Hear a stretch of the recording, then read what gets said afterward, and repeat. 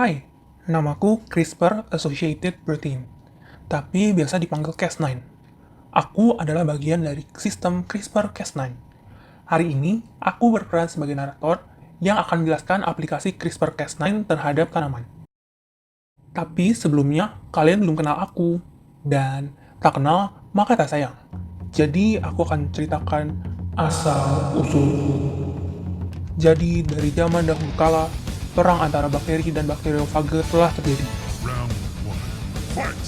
Bakteriofage akan menyerang bakteri dengan memasukkan materi genetiknya pada bakteri. Namun, bakteri punya strategi untuk melawan. Bakteri akan memasukkan sekuens dari bakteriofage ke dalam sekuens DNA bakteri yang disebut CRISPR atau Cluster Regularly Interspaced Short Palindromic Repeats. Saat bakteriofage menyerang kembali, bakteri akan membuat RNA dari DNA bakteriofage yang telah disimpan. RNA ini disebut guide RNA. Kemudian, disinilah aku masuk. Guide RNA akan menempel dengan aku, si protein Cas9. Dengan bantuan guide RNA, aku akan mencari pasangan guide RNA.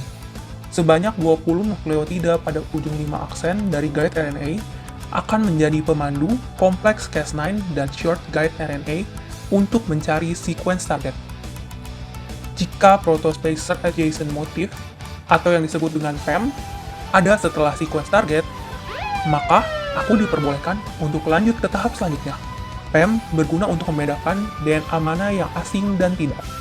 Selanjutnya, aku akan berubah dan memotong DNA bakteriofage yang cocok itu dengan presisi, sehingga bakteri terlindungi dari serangan bakteriofage. Akhirnya dari situ, ilmuwan telah memanfaatkan sistem CRISPR-Cas9 untuk mengedit gen. Caranya adalah dengan mengganti guide RNA dengan sekuens yang ingin diinaktivasi atau ingin dirubah. Sistem ini telah diaplikasikan pada berbagai sel, mikroorganisme, tanaman, hewan, atau bahkan manusia. Kali ini, aku akan membahas lebih dalam mengenai aplikasinya pada tanaman, yaitu pada tanaman gandum.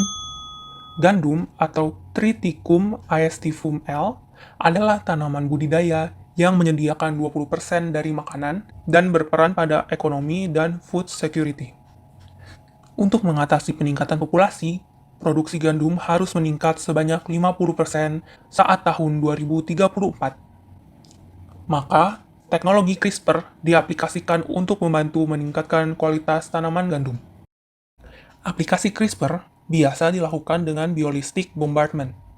Namun, aplikasi CRISPR dengan transformasi melalui agrobakterium lebih mudah dan menunjukkan potensi yang menjanjikan. Pada kesempatan kali ini, akan dilakukan peningkatan jumlah butir gandum melalui sistem CRISPR-Cas9 dengan transformasi agrobakterium. Jadi, yang akan dilakukan pertama adalah konstruksi plasmid, kemudian isolasi dan transfeksi protoplas. Lalu, transformasi gandum, mutan screening, DNA sequencing dan analisis, kemudian phenotyping. Yang pertama, konstruksi plasmid.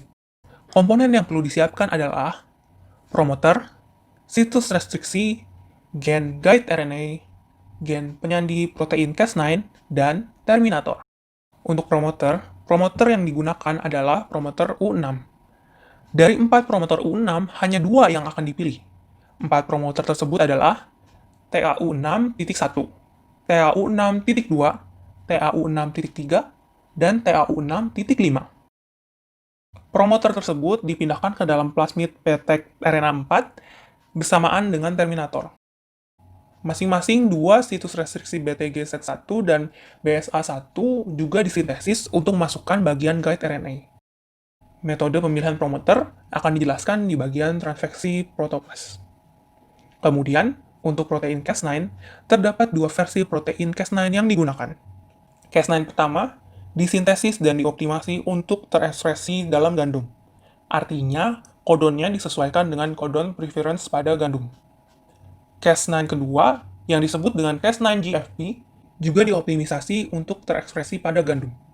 Cas9 GFP diekspresikan di bawah promoter maize ubiquitin 1 dan terdiri dari sekuens penyandi Cas9 dan sekuens penyandi GFP.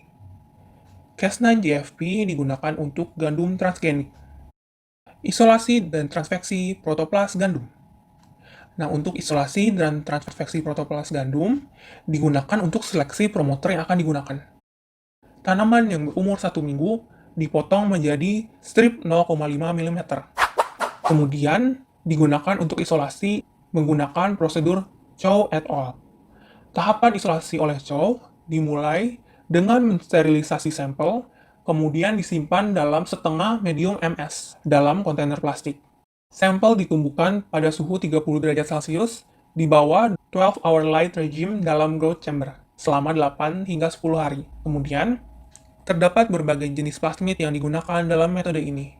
Yang pertama, plasmid TA-Cas9-HYGGW digunakan untuk menguji aktivitas promoter U6 di dalam protoplas. Kemudian yang kedua, plasmid OS-UBI-GFP merupakan kontrol positif yang akan mengekspresikan gen GFP. Kemudian yang ketiga, PUC35S GFP plus 1 merupakan kontrol negatif yang membuat gen GFP tidak terekspresi.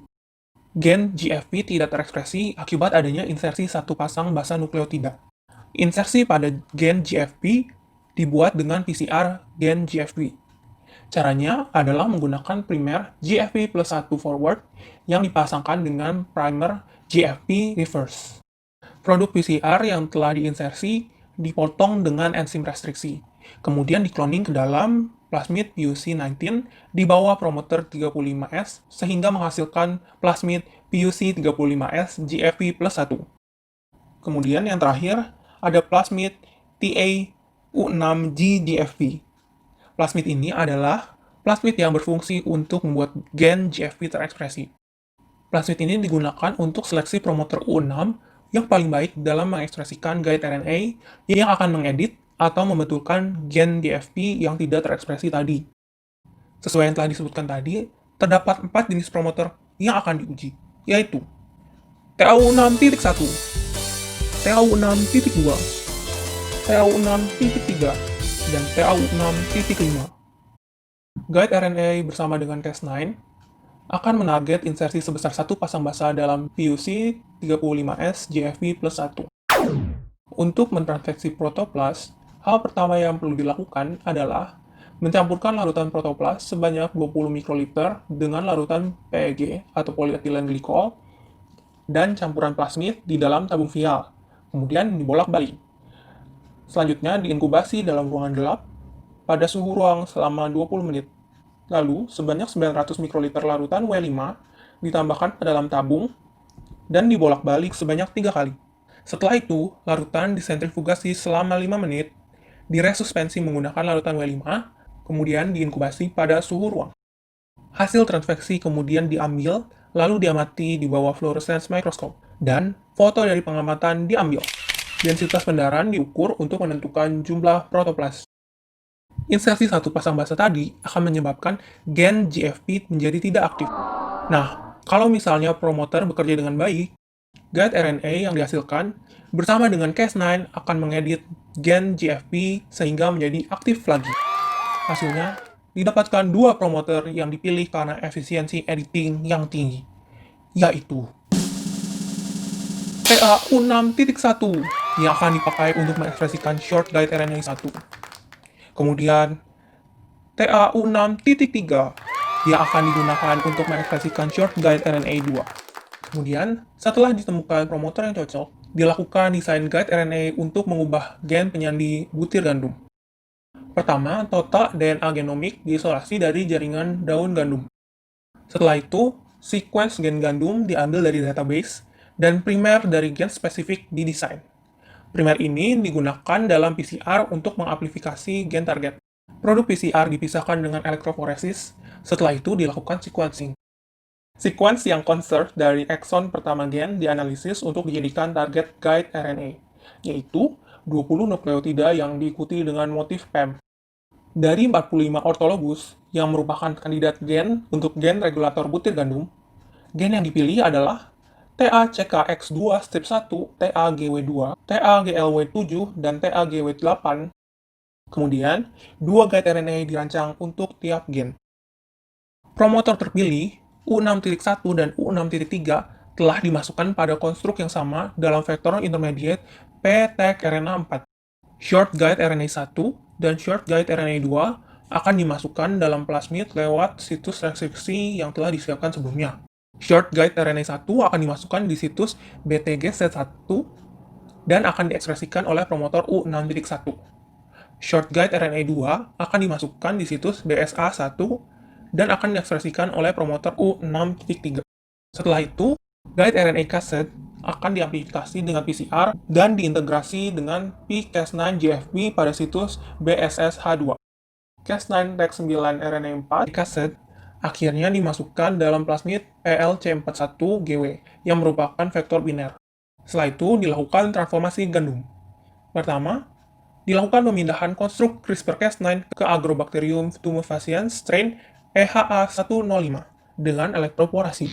Kemudian, dilakukan transformasi pada embrio yang telah diisolasi dan dikonfirmasi dengan PCR. Primer yang digunakan adalah primer khusus Cas9 dan short guide RNA. Hasilnya, PCR berhasil mengamplifikasi fragmen dari ketiga lokus gen. Selain itu, tanaman tumbuh pada growth chamber atau greenhouse tanpa ada perubahan morfologi yang nyata. Selanjutnya, mutant screening, DNA sequencing, dan analisis. Amplikon PCR didigesti dan disequence. Produk PCR didigesti dengan T7E1 assay, kemudian dipisahkan dengan elektroforesis. Produk PCR disequence dengan HiSeq 2000 platform atau dengan metode Sanger. Untuk tanaman transgenik T0, hasil T7 endonuklease dengan PCR tidak menunjukkan pola yang diharapkan untuk mutasi insersi delesi. Hasil sequencing dengan metode Sanger menunjukkan bahwa semua tanaman hanya membawa alel wild type, maka mutasi pada tanaman T0 tidak dapat dideteksi dengan T7E1 assay dan sequencing metode Sanger langsung dari produk PCR. Hal ini disebabkan karena frekuensi edit yang rendah pada gandum. Mutasi somatik mungkin terjadi pada tanaman T0. Untuk itu, dilakukan sequencing dari produk PCR yang berasal dari TACKX2-1 dengan HiSeq 2000 platform. Hasilnya, ditemukan bahwa delesi terjadi pada frekuensi yang lebih tinggi dari insersi pada ketiga gen homoeologus. Secara keseluruhan, frekuensi delesi pada target short guide RNA 2 lebih tinggi dari target short guide RNA 1. Hasil ini menunjukkan beberapa kemungkinan, yaitu promotor U6.3 lebih aktif dalam transkripsi guide RNA, atau short guide RNA 2 untuk TACKX2-1 memiliki kecocokan yang baik, sehingga kompleks Cas9 dan short guide RNA dapat berikatan dengan bagian target. Hasil tadi menunjukkan bahwa sistem CRISPR-Cas9 bekerja pada tanaman transgenik T0. Selanjutnya, tanaman transgenik T1. Setelah primer baru didesain, ditemukan pada gen TACKX2 strip D1 terdapat 16 tanaman transgenik T1 yang menunjukkan mutasi kompleks, yaitu delesi 1160 pasang basah. Hal ini menandakan bahwa delesi terjadi pada tanaman transgenik T0 dan diturunkan ke generasi T1. Delesi ini tidak terdeteksi pada tanaman T0 karena situs target dan situs penempelan primer PCR ada pada bagian yang terdelesi. Laju edit rata-rata untuk keempat gen adalah 10%. Selanjutnya, tanaman transgenik T2 dan T3. Tanaman T2 ditemukan memiliki mutasi yang konsisten dengan tanaman T1. Ini menunjukkan bahwa mutasi dari CRISPR-Cas9 dapat diturunkan pada tanaman gandum. Selain itu, pada generasi T2 dan T3 ditemukan mutasi baru. Hal ini dapat diakibatkan dengan masih adanya aktivitas dari Cas9 dan guide RNA kompleks. Walaupun begitu, saat guide RNA yang paling aktif, yaitu guide RNA untuk TACKX2-1 diuji, dengan sekuensi yang berbeda 2 hingga 3 pasang basah dari sekuens targetnya, tidak ditemukan mutasi pada sekuens tersebut. Yang artinya, dengan rancangan guide RNA dan pengetahuan yang baik tentang genom, sistem CRISPR-Cas9 dapat memutasi target spesifik yang telah ditentukan. Phenotyping. Tanaman T2 yang mengalami delesi 1160 pasang basah pada TACKX2 strip D1 jika dibandingkan dengan wild type menunjukkan peningkatan signifikan pada jumlah butir gandum, jumlah gandum per tangkai, dan berat butir gandum. Hal ini berarti bahwa gen TACKX2 strip 1 meregulasi sifat jumlah butir gandum secara negatif. Jadi, sistem CRISPR-Cas9 dengan transformasi memiliki banyak keuntungan dibandingkan dengan biologic delivery, karena aktivitas CRISPR-Cas9 transgene yang tinggi pada generasi T1 dan T2. Nah, sekian ceritaku hari ini. Semoga hal ini menjadi pengetahuan baru yang dapat berguna ke depannya. Sekian dan terima kasih.